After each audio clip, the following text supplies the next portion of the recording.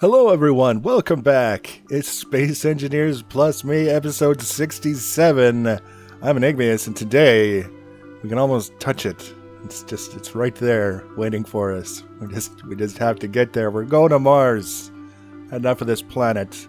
It wasn't easy getting to this point. You see, in all of the building that we've been doing, all of the testing that we've been doing, we finally got ourselves to a point where all that was left to do was pack up and go. We've made a separate save so that we can come back and we can finish off the last bit of tweaking and testing and stuff to get the blueprint ready for the people who are interested in the complete Atlas series of blueprints. But for now, we gotta go, and we've encountered just one thing after another. First thing I wanted to do was get the Spectre Omni loaded up on the back of the Atlas, which we did, and then the added weight caused the Atlas to drift.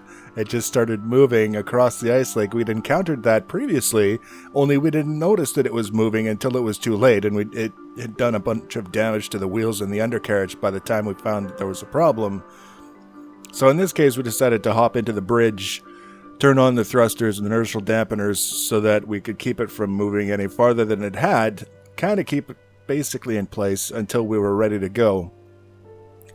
It was a successful salvage operation. We were able to stop it from moving before it did any more damage. And then one of the things that was always part of the plan was I wanted to come around and release the track ship from the gantry. Just get it out of there. We don't want to take the track ship with us. It's just added weight. We've got a blueprint. We can reconstruct it very easily.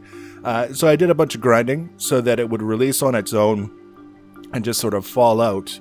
And the landing gear decided that no, we have to save it. It's my job as the landing gear to stop this thing from falling, so that it stopped it from falling. And we had to do a little bit more grinding. Not that it's not a big deal. It's just one of these things where you're hoping that it's just going to fall straight out and blah, it's done. But that wasn't going to be the case. With the track ship gone, the last thing that I wanted to do was hop into our construction ship and go down and finish salvaging the materials that we could from the drill ship, which, as you can see, is pretty much almost gone already. We've done a lot of the work already. I had added a couple of extra grinders to the construction ship just to speed up the process. What I was finding is that the only benefit to having a construction ship was that it had a larger inventory, so that you didn't have to head back and offload as often as you would if you were doing it manually. But the fully upgraded grinder was so much faster than the grinders on the ship that unless we had 4 grinders, it was just so painfully slow it wasn't worth it. So we upgraded the construction ship with a couple of extra grinders. We finished grinding down the last of the drill ship, and then all hell broke loose. Now, I'd encountered some difficulties with the Spectre Omni when I was trying to get it on the back of the Atlas. It decided that it just wanted to drift to the right. Everywhere we went, no matter which direction we were facing, it would drift to the right. And we couldn't stop it, and because it was constantly moving, and moving fast enough to be a problem, it took a little while to correct the issue so that we could get the thing landed safely, stop it from drifting, reload the game to reset it, and then get it on the back of the Atlas. Well, we had to do something similar with the construction ship, only this time loaded down with parts that we salvaged from all these different things. It decided that it wanted to do the always flying up thing. No matter what you do, it always wants to fly up. And after a number of different tries trying to get it to work, all we managed to do was crash it into the ground, which was not really all that great. But I decided, okay, now's the time to reload a save, and hopefully that the last autosave was before we took off. Ideally, just before we took off and encountered this situation so that we could try again, possibly without the bug. Only it turns out that not only were we in the air with the bug when it saved, but we were upside down. And it took a little while to try and get things sorted out. And that brings us to this beautiful nighttime scene with Mars and its moon off in the distance. And we're down here on this planet, on the ice lake, and we're going to quickly survey what's left of our operations here, and then we're gonna hopefully get the hell out of here. Now look at this. This is just... So after I exited the game and reloaded, hoping to get to a point in the save where the construction ship wasn't forever flying upwards, when I reloaded, the gantry blew itself to pieces. I don't know exactly what happened. Most of the parts that were still up in the gantry from the tab were in such a position that they should have been able to fall straight down and not cause any kind of a problem whatsoever. But apparently they did cause a problem. And the gantry suffered serious damage.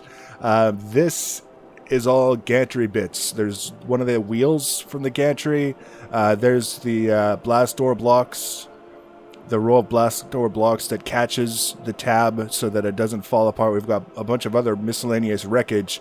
This all is the track ship that I basically ground down into chunks and let it fall off, because if I tried grinding it all off in one piece and it swung in here and took out a bunch of wheels, so I reloaded and we did it in pieces, and now it's just kind of sitting there all busted up and damaged, and it's staying there because I stopped caring.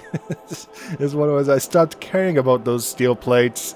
But this guy, this is the best that I was able to do by way of a controlled landing for our construction ship, was I managed to get it right side up and on the ground. Oh, look, there's goodies out front.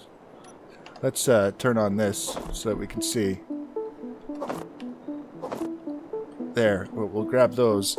There's a total of, there were a total of 5 medium cargo containers inside this ship. 2 of them were completely destroyed. 3 of them still have a lot of goodies in them, but with the same attitude that I'm displaying towards the recovery of the steel plates from there. I've recovered the expensive bits, specifically the thruster components that require the platinum, because we've always had a bit of a difficulty recovering those. And this sad little grave is is gonna stay here for all time. Look at this big empty section here is where the atmospheric thrusters were.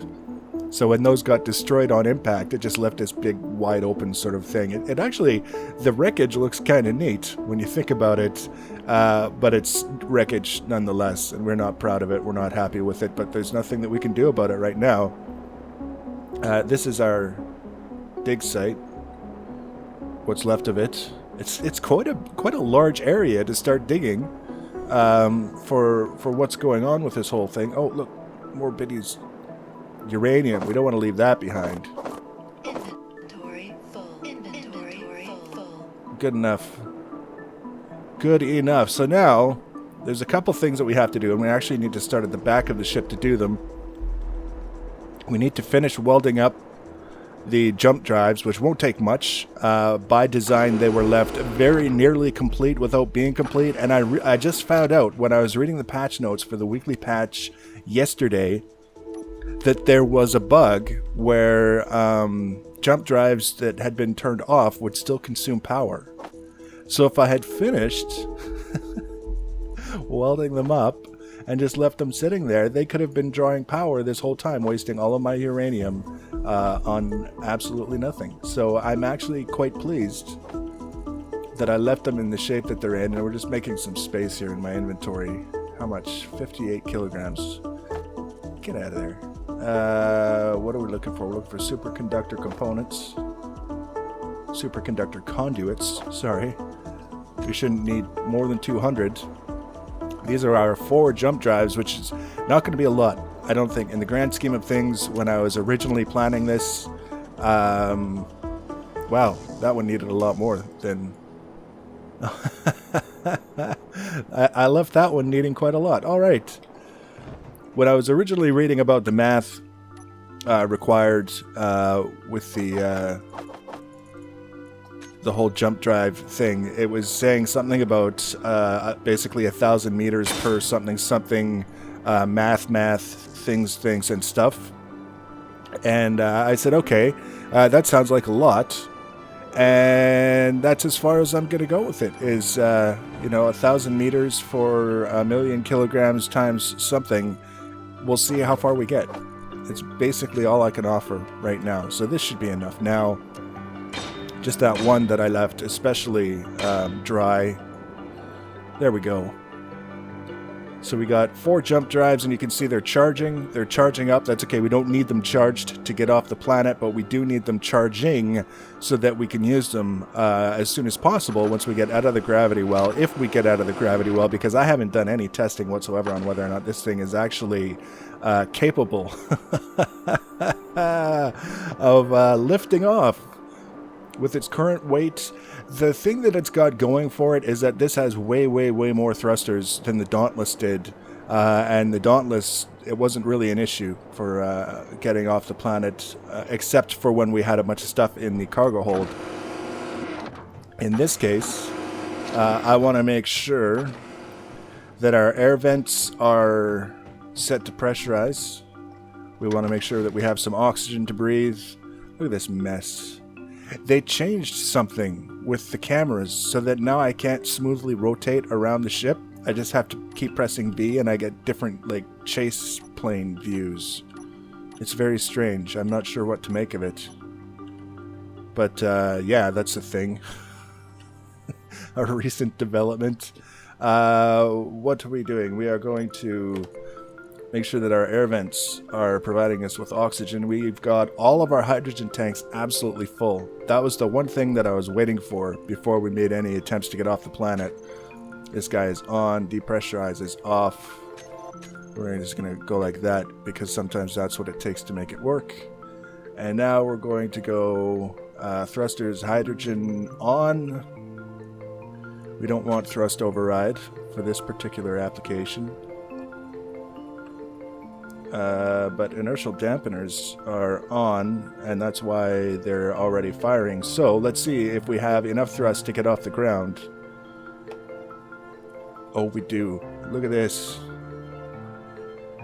Not only do we have enough thrust to get off the ground, we're doing so with authority.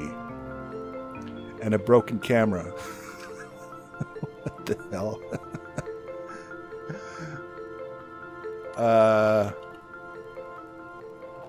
Okay, if that's how we're doing it.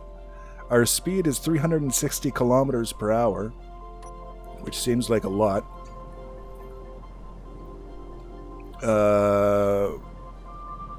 Wow, we are just... Oh, look at those front 4 hydrogen thrusters aren't even firing. We could have had even more thrust. Yeah, there's definitely something glitchy going on with the camera controls.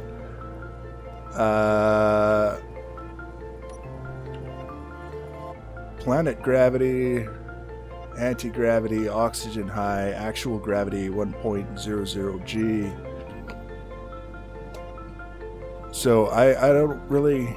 It's so difficult to tell where we're going. And all I can keep doing is pressing V to reset the camera to a position behind the ship.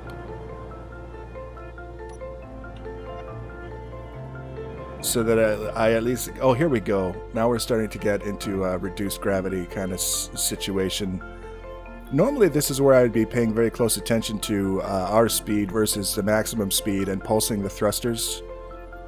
So that we don't really have the thrusters firing when we're at max speed in order to conserve fuel, but at the rate this is going, I don't think that's going to be much of an issue. At the rate we're climbing, 360 kilometers an hour. Who knew that such a big fat ship could be so graceful? Down to 0.66 G. And back up to 360. This is probably one of our smoothest ascents ever.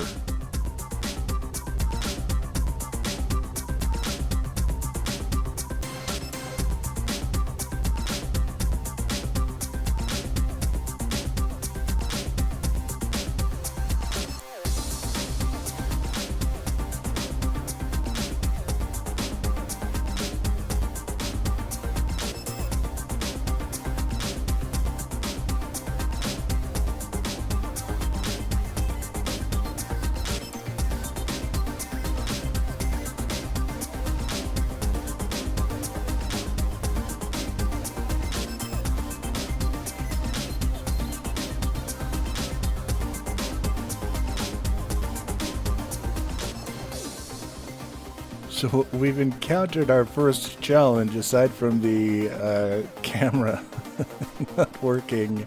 It turns out Not surprisingly, I might add that 8 gyros is simply not enough for a ship this size to be able to maneuver. You can see it's rotating ever slowly as I pan the mouse across the desk repeatedly. All we really have to do is get pointed roughly in the direction of the Mars-like planet, if we can find it, which is not very easy to do when we can't actually change our camera view. Why am I stuck? I can't move. There we go. Oh, it's trying to leave me behind. Oh good lord, quit it. Everything is so loud. Okay. Helmet on. We need to quickly, carefully, thoughtfully poke out of here and find the Mars-like planet so that we can head in roughly the appropriate direction. That's our moon. We gotta be careful that the ship doesn't get away from us because it's trying. It's doing its level best to escape us. I think that Mars might actually be on the other side of the planet. Why? Why? So, here we are. We're in space with the Atlas. We've got some damage to the gantry. We've got this projector is still displaying the projection for the tab for this side. I guess we could turn that off. We've got visibility for our moon, which we don't want. We've got the planet and no sign of Mars. we have lost Mars, but we're going to find it, and we're going to solve our maneuverability problem. And then we'll be on our way, and we're going to test out the jump drives, and everything is going to be fantastic, and it's going to work swimmingly because it has to. We've come too far for it to not. We're trying our best to get back in the ship. We made it. We're back in the pressurized environment, and of course we can't move. We can't move at all. Off with the helmet. Over here to recharge everything in the suit. Yeah, see, as soon as we turn everything off. Jeez. Everything is a fight. There we go. The suit's recharged. So we need to... This is what happens when we turn the jetpack and the inertial dampeners off in our suit. We just drift and we bounce off things, and now we're going the other way.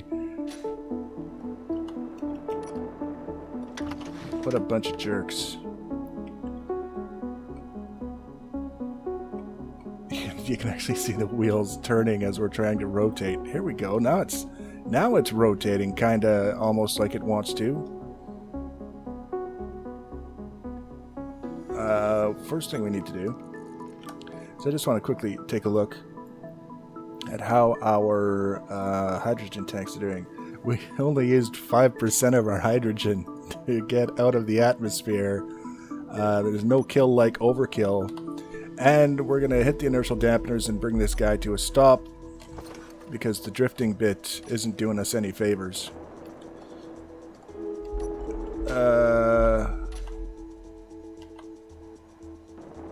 Okay, so we need to get a couple of oxygen tanks. We need to go add some gyros. And then we need to find Mars and get ourselves situated so that we're facing Mars. And then we need to try the jump drives, and we're going to see where it gets us.